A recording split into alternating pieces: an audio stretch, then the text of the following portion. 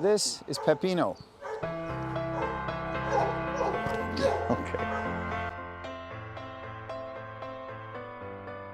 Literally, my mind is blown. You want to say that again a little louder? My mind is blown. Thank you.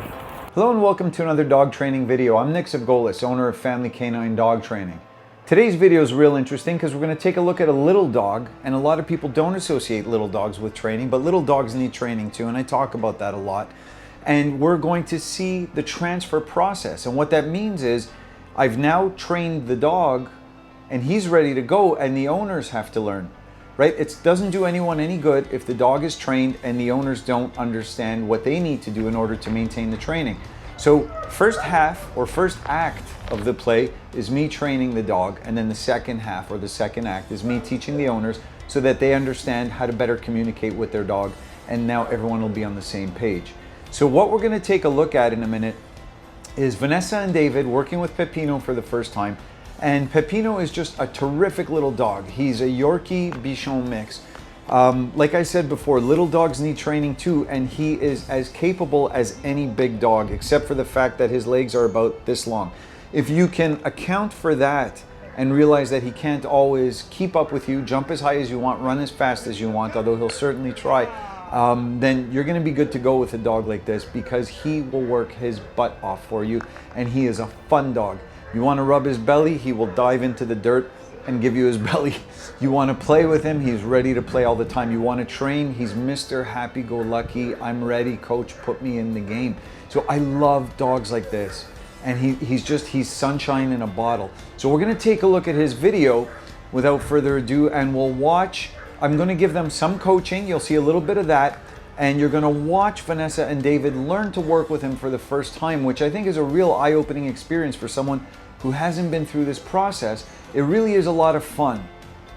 I now get to show off how tremendous the dog is and just teach the owners what they need to know in order to maintain the training. So let's go take a look at Peppino. Good. All right, so let's get into this here with my guy Peppino. So there's a lot of moving parts here, right? I'm giving David a lot of instruction at once, and it's his very first time doing it, and he's doing a fine job. But Peppino could look even sharper than this, right? We can see Peppino's very focused on David. It's going to look a lot better than this in a couple of minutes. So one of the things that's really tough in a transfer lesson is the dog's got no concept that he's going to see his people.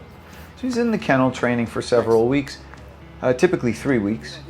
And we have our transfer lesson already marked on the calendar, and no one CC'd the dog on the emails, right? He doesn't know when he's going home. In fact, he doesn't know that he's ever going to see his people again. He just knows that I'm his guy, and this is where he lives, and this is where we hang out.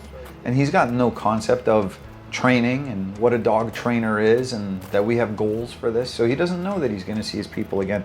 And then I bring the dog out, and it's really just an emotional rocket ride for the dog. It's very, very hard for the dog to make that transition. And then the other difficult part is I'm now standing right there giving instruction to the owner, and the dog he adores me, but he's obviously more bonded to the owner than to me.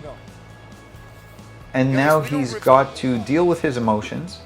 He's got to ignore me, work with the owner, and then there's some back and forth where I work with him and then give him back to the owner so I can demonstrate things. There's a lot of moving parts. And I really tip my hat to every dog when they go through this process. And they do it, and they do so amazingly well as long as we conduct ourselves properly. Right? That's what dog training is we steer the ship. We fly the plane, whatever analogy you want to use, it's we're in charge. And as long as we do our job well, the dog is going to do beautifully. And I'm just so impressed with their adaptability. I talk about that all the time. So here we see Peppino and David. They're working on their heel. It's a lot smoother than it was just a couple minutes ago. And they look like they've been working together forever. And one thing David is doing really, really well here is if you watch him walk, he's generally not staring at the dog. And that's a big mistake that people make. When they start walking with the dog, they start to watch the dog too much, especially when it's a little dog. Heel means follow me, follow the leader. If you want your dog to be able to follow you, you've got to look like you know where you're going.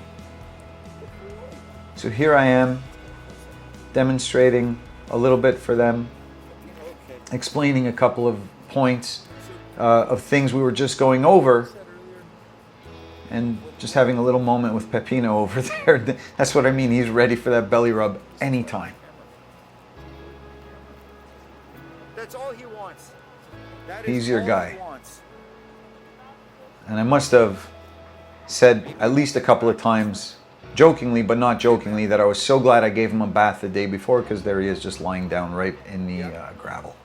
So now we're working on recalls, and David's doing a great job firing him up. You could see Peppino is just, he's plugged in.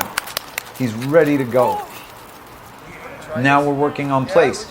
Place is challenging for a lot of dogs, especially dogs like Peppino, who are very social because they want to be with us, right? So just the fact that David is, 4 or 5 feet away, it's very challenging for Peppino, and especially given the fact that he hasn't seen his people in 3 weeks. So you can see just when David returns, the tail, the speed of the tail, and the little pawing motion. So I coached David there to make sure that he gave Peppino some praise, but very calm praise, because as you can see, Peppino's excited enough. He doesn't need us to pour some Red Bull on what he's feeling already. So now he's walking away again. And that right there, look at that little movement, right? And the inhibition. Look at him back up. That tells the whole story. That's frustration. Okay? The dog wants to go to him, and he's not going to him. And that is a sign of amazing things to come, because if the dog can do that right from jump in the first hour working with his people, when he's got that emotional turbocharge going on, then he's going to do amazing down the line. And even if he made a mistake, it's not the end of the world. They're getting instruction on what to do. We don't have to pray that our dogs are going to be perfect all the time, right? Life is not perfect. We're not perfect. Our dogs are not going to be perfect. If you know how to fix a mistake, then you're going to go a lot farther than just hoping, hey, I hope my dog is perfect.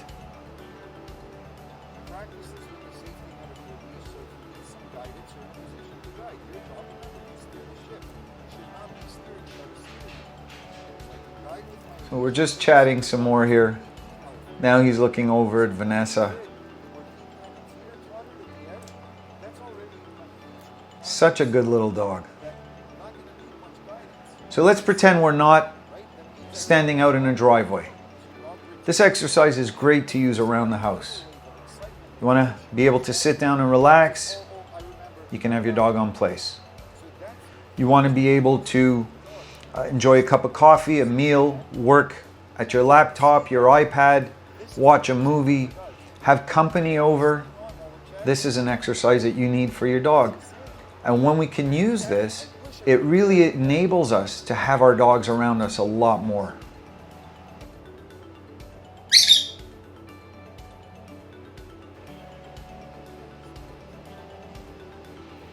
So like I said earlier, he's a tremendous, tremendous dog.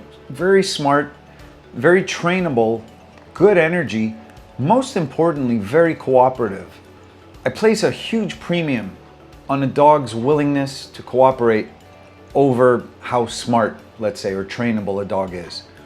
Okay, a dog that is cooperative is a dog that's going to be a lot easier to work with, even if he doesn't learn at such a quick rate as, let's say, a dog who picks everything up but isn't necessarily as cooperative.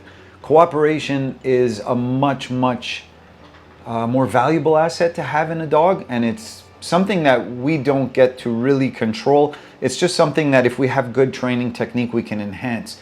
And all we can do with any dog is just make the most out of the natural qualities that the dog has.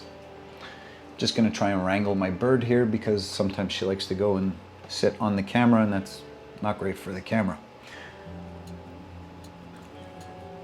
So you can see there's action in the yard. Big Bruce is out there. If you haven't seen Bruce, go and take a look at a video I did. He had his 2nd birthday while he was at the kennel, and I'll put a link to the video. And I brought him a veggie burger, and I had a feeling he may not eat it, so he didn't. Bruce was not down with the veggie burger. So I had to go get him a sandwich from a coffee shop, and it was kind of fun because I got to share the sandwich with him, and I got a coffee out of the deal too. And you can see that even though Chantal is out walking around in the exercise yard with Bruce, Peppino is just entirely focused on what we're doing. Good boy. Good boy.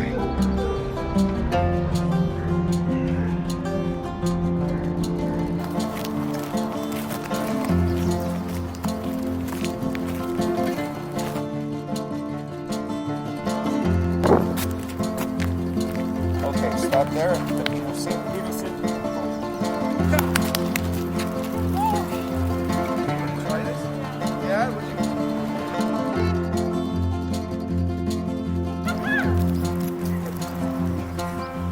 Until next time, I'm Nick Zagolis, Mrs. Clarence. Talk to you soon.